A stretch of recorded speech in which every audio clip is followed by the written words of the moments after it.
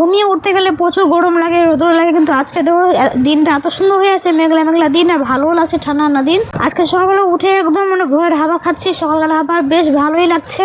আর দিনটা দেখতে পাচ্ছ কত মেঘলা মেঘলা দিন হয়ে আছে। হ্যালো এভরিওয়ান, তোমার সবাই কেমন আছো? আশা করি তোমার খুব ভালো আছো, আমরা বেশ ভালো আছি।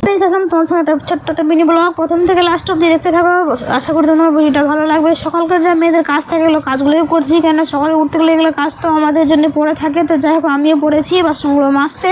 বাসন মাজার আগে আমি ঝাড় দিয়ে দিয়েছি, সেটা কিন্তু আমি ক্যামেরাতে তুলতে পারিনি, কারণ আমার বড় মেয়ে ঘুমিয়ে আছে, ক্যামেরা ধরার কেউ লোক নাই, তার জন্যই আমি যতটা পারি তোমাদের সঙ্গে ক্যামেরাতে শেয়ার করি, কারণ আমার ক্যামেরা ধরার লোক কেউ হয় না, তার জন্য আমি কিছু করতে পারি না। এদিকে বাসনগুলো মেজে দেখছি আকাশটা আরো দিন দিন মানে মেঘলা মেঘলা করছে, হয়তো বৃষ্টি হতে পারে। হাতে ব্রাশ নিয়ে এদিকে গেছি মেয়েকে দেখতে, ছোট মেয়ে এখনো ঘুমিয়ে আছে।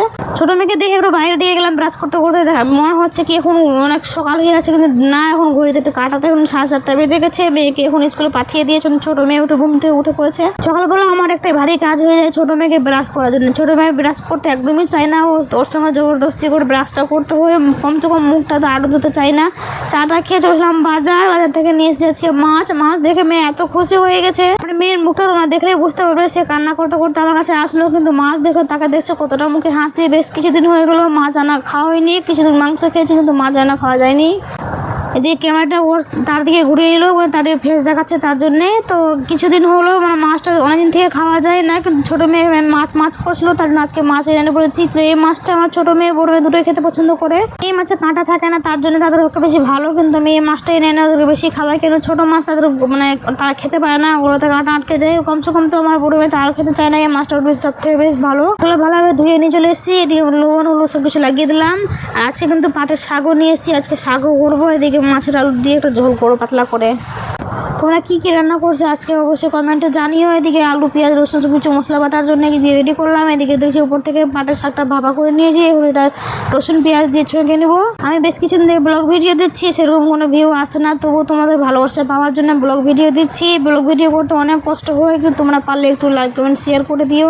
এই মাছটা ভাজতে গেলে প্রচুর ছিটকা পড়ে, তার জন্য এই উপর থেকে মানে থালা দিয়ে ঢেকে দিয়েছি, কেন মাছটা এমনভাবে ছিটকা পড়ে মানে চোখে মুখে পড়ে যায়, তার জন্য মাছটা আমি দিয়ে একদম দূরে সাইডে ভেঙে যায়। এদিকে পাট শাকের ভাজা করছিলাম, এটা হচ্ছে তিতা পাট, কিন্তু খেতে খুব ভালো লাগে। আমার মেয়ে তো সেরকম খায় না, কিন্তু আমার বেশ ভালো লাগে। এদিকে ছোট মেয়েকে একটা মাছ ভেঙে দিয়ে দিয়েছি, সে তো একদম আনন্দ ফুর্তি করে খায়, মাছ খেতে খুব ভীষণ ভালোবাসে। বড় মেয়েটা সেরকম খায় না, বড় মেয়েটা শুধু এই মাছটাই খায়, পাঙাশ মাছটাই, আর ছোট মেয়ে তো সব রকমের মাছটা খায়।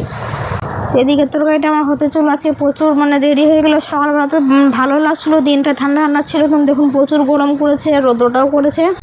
আর বাড়িতে যেদিন মাছ হবে সেদিন তো আমি ভাজা মাছ দিয়ে ভাত খাবো। ওই ভাজা ওই মাছ দিয়ে আর তেল দিয়ে মানে ভাতটা খেতে এত দারুণ লাগে, মানে কি বলবো।